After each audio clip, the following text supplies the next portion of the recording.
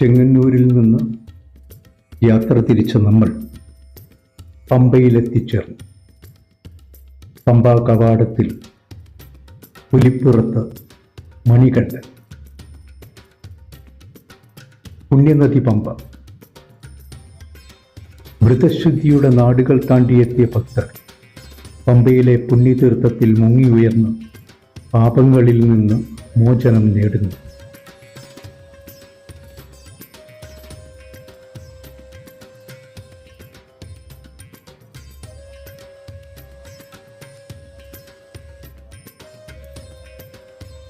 പുഴ പമ്പയിൽ നമ്മുടെ അരയളവിന് വെള്ളമുണ്ട്. ശുദ്ധമായ വെള്ളമാണ്.